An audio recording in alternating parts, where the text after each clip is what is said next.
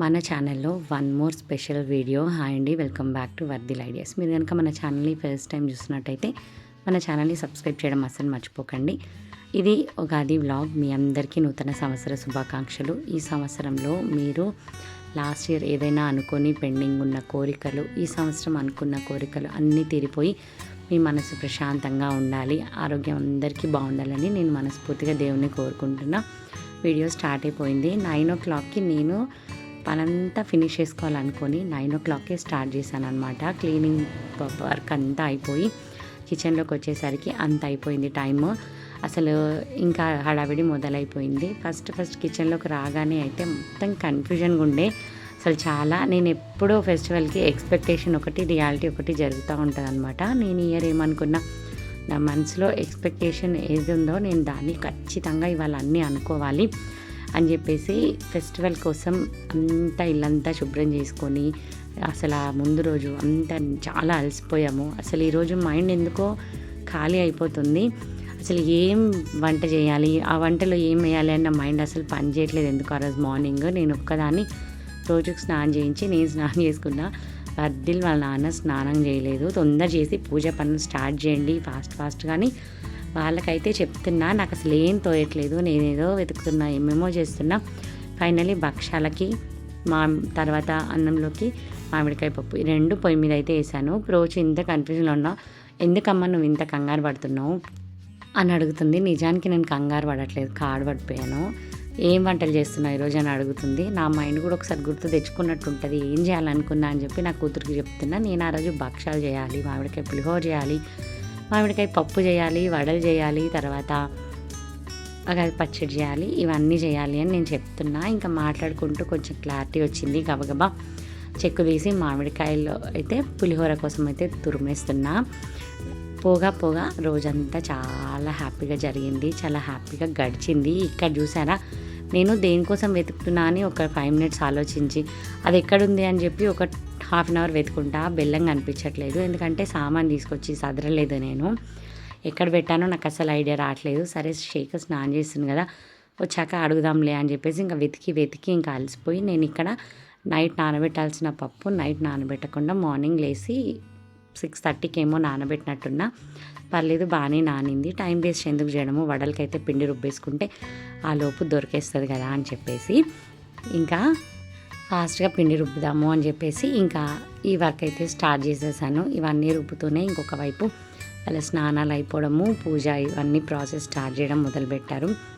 మేము మ్యారేజ్ అయ్యాక first time ఈ ఉగాదికి ఒక మంచి కోఆర్డినేషన్ కుదిరింది అనిపించింది. ఎందుకంటే ఈ పని నువ్వు, ఈ పని నేనని కాదు, ఎక్కడ ఏ పని ఉంటే ఆ పని చేసుకుంటూ పోయాము. చాలా తొందరగా వంటలన్నీ అయిపోయాయి.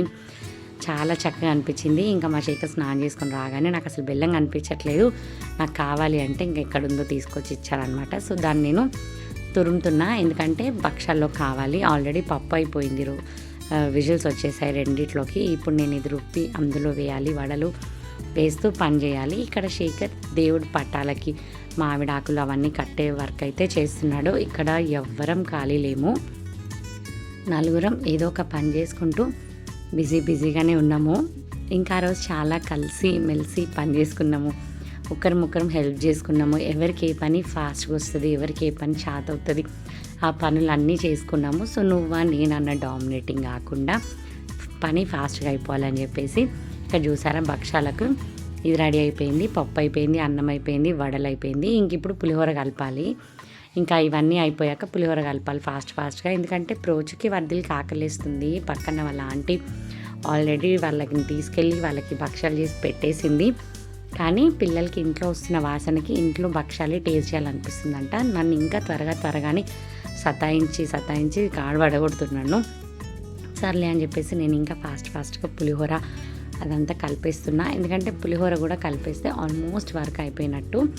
ఇంకా మిగతా చిన్న బ్యాక్గ్రౌండ్ వర్క్ చేసుకోవాలి. ఇది చల్లారి రుబ్బడము, భక్షాలు చేయడం, ఉగాది పచ్చడి చేయడం అనమాట.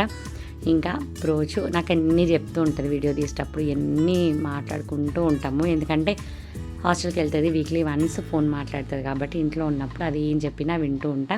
నాకు ఇంకా నిలబడి ఇన్ని పనులు చేసి ఇంకా నాకు అసలు నా వల్ల కాలేదు. అసలు గివ్ అప్ ఇచ్చే టైము మా అమ్మ ఉంటే నిజంగానే గివ్ అప్ ఇచ్చి పడుకునేదాన్ని. కానీ ఇక్కడ నేనే అమ్మని కాబట్టి అందరు గివ్ అప్ ఇచ్చినా నాకు తప్పదు కాబట్టి ఎనర్జీని ఇంకా సంపాదించుకుంటూ ఇక్కడ చూసారా ఆల్రెడీ మా శేఖర్కి అర్థమైపోయింది.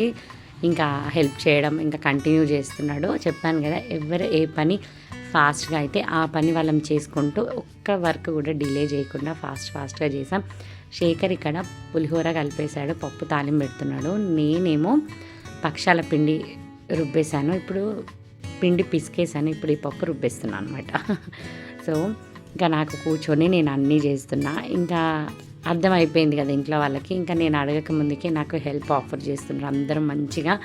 ఇంకా శేఖర్ ఇక్కడ కిచెన్ అంతా క్లీన్ చేసేస్తున్నాడు. ఎందుకంటే ఇది అది చేసి నేను ఇంకా అలసిపోతా అని చెప్పి అర్థమైంది. ఇంకా అలా హెల్ప్ చేస్తుంటే ఫాస్ట్గా నేనైతే పప్పు రుబ్బేస్తున్నా. ఇదంతా అయిపోయాక భక్షాలు చేయాలి, ఇంకా అవగాది పచ్చడి చేయాలి, దేవుడికి నైవేద్యం పెట్టాలి.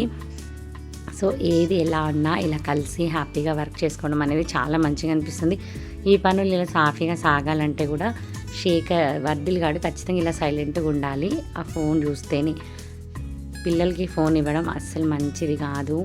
తినిపిస్తూ ఫోన్ ఇవ్వడం మంచిది కాదు. కాకపోతే ఈరోజు ఏంటంటే కొన్ని వీక్ మూమెంట్స్ ఉంటాయి. లైక్ తొందరగా పూజ అయిపోవాలి, సో తప్పదు. కానీ ఎవ్రీ టైం ఇలా చెయ్యము. మళ్ళీ తింటుంటే ఫోన్ అస్సలు ఇవ్వము. ఎందుకంటే మాతో మాట్లాడుతూ కాన్వర్సేషన్స్ బిల్డ్ చేస్తూనే వాళ్ళు తినాలి, మాతోనే ఆడుకోవాలన్న కాన్సెప్ట్ మాది. ఎందుకంటే ఇప్పుడు వాడికి ఫోన్ ఇవ్వకపోతే నాన్నని సతాయిస్తాడు. సో నాన్న నాకు హెల్ప్ చేయడం బంద్ చేస్తాడు. మళ్ళీ చాలా జరుగుతాయి కాబట్టి ఇంకా వాడికి ఫోన్ ఇచ్చి మేమైతే పనులన్నీ కానిచ్చేస్తున్నాం. ఇక్కడ ఇంకా భక్షాలు ఫైనల్ అన్ని వంటలు అయిపోయినాయి. భక్షాలు బ్యాలెన్స్ ఉన్నాయి, తర్వాత ఉగాది పచ్చడి బ్యాలెన్స్ ఉంది. ఇంకా శేఖర్ కాల్చు, నేను తొందరగా ఇవి చేసేసి ఇస్తా అని చెప్పి 2 పెంకులు పొయ్యి మీద పెట్టాను. శేఖర్ ఏమో దేవుడికి పెట్టి మనందరికి ఒక్కొక్కటి చేయి తర్వాత చేసుకుందామని. కానీ అలా కాదు, పండగ కదా, కొన్ని ఎక్స్ట్రా ఎప్పుడు ఇంట్లో ఉండాలి అలా అని చెప్పేసి ఇంకా చేసుకుందాం, ఎట్లా ఏం పర్వాలేదు, ఒక 10-12 చేసుకుందాంలే అని చెప్పేసి ఇంకా కూర్చొని భక్షాలు అయితే ఇంకా స్టార్ట్ అయిపోయినాయి.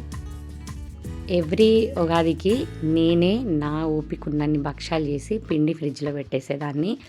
ఓపికంటే నెక్స్ట్ టైం వండుకునే వాళ్ళము తర్వాత లేకపోతే 2 భక్షాల కంటే ఆ ఫెస్టివల్ డేలో మొత్తంలో 2 భక్షాల కంటే నేను ఎక్కువ తినలేను. వీళ్ళు కూడా అంతే. సో వాళ్ళు అడిగితే అప్పుడప్పుడు ఒకటి వేసి ఇచ్చేదాన్ని, లేదంటే సరిపోయేది. సో ఈరోజు శేఖర్ ఉన్నాడు కాబట్టి మేము దేవుడికి పెట్టి మా కోసం కాక ఇంకా 2-3 ఎక్స్ట్రా భక్షాలు చేయగలిగాను. టేస్ట్ కూడా చాలా బాగుండే. సో అట్లా అనమాట.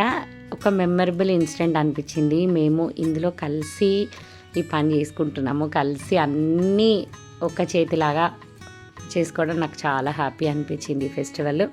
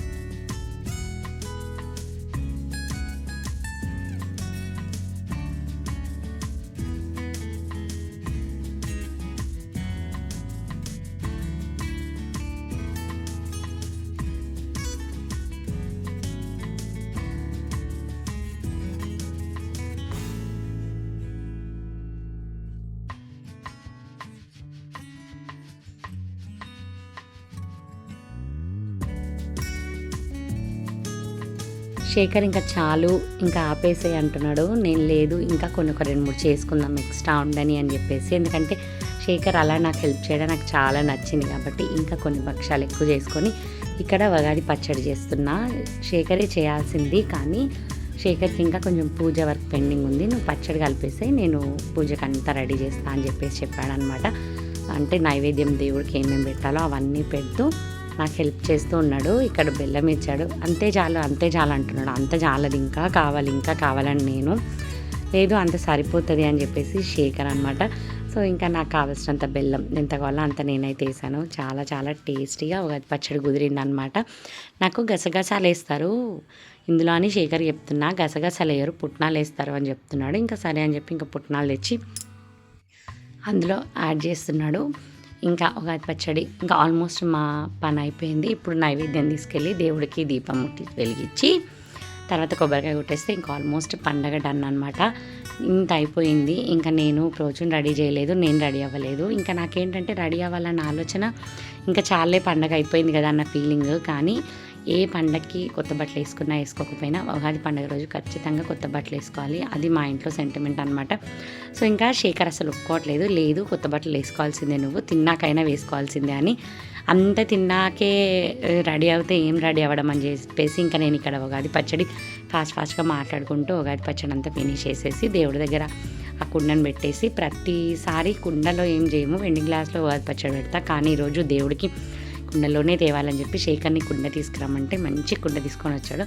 సో అందులో ఉగాది పచ్చడి కలపడానికి రాదు కాబట్టి ఈ గిన్నెలో కలిపేసి ఇంకా ఆ కుండలోకి చక్కగా ట్రాన్స్ఫర్ చేసేసి దేవుడి దగ్గర అయితే ఆ కుండ పెట్టేసి ఇంకా ఇట్లా వంట సెషన్ పూజ వరకు ఇంకా నా వరకు కంప్లీట్ అయిపోయింది. ఇంకా నేను దేన్ని ముట్టుకోను అని చెప్పేసి ఇంకా శేఖర్కి చెప్తే ఇంకా నువ్వే ఫాస్ట్గా ఈ పనులన్నీ చేసేసుకోవాలని. ఎందుకంటే నా కూతురు నా దగ్గర ఉంది. లాస్ట్ ఇయర్ అస్సలు హాలిడేస్ లేవంట, ఈ ఇయర్ మాత్రం తనకి ఉగాదికి హాలిడేస్ ఇచ్చారు. వీడియో తీస్తుంది చక్కగా వచ్చి. సో భలే అనిపించింది. నేను రెడీ అవుతానో లేదో ఇంకా నాకు అయిపోయింది, నాకు అస్సలు నా వల్ల కావట్లేదని. అట్లీస్ట్ నా కూతురునైనా రెడీ చేయాలనుకున్నా. నా కూతురు ఈ ఉగాదికి చాలా చాలా చేంజ్ అయిపోయింది.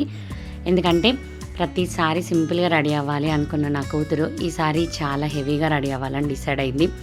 తన డ్రెస్ తనే చక్కగా దగ్గరుండి డిజైన్ చేయించుకుంది. నాకు ఈ శారీతో ఇదే డ్రెస్ కావాలని చెప్పి నేను ఇష్టంగా మా అమ్మ దగ్గర నుంచి తెప్పించుకున్న శారీని నాకు ఇదే శారీతో డ్రెస్ కావాలని చెప్పడము, సో నేను ఈ జ్యువెలరీయే వేసుకుంటా అని చెప్పడము నాకు చాలా కొత్తగా అనిపించింది. అది అలా అడగగానే నాకు ఫెస్టివల్ ఫీలింగ్ అప్పుడు వచ్చినట్టు అనిపించింది.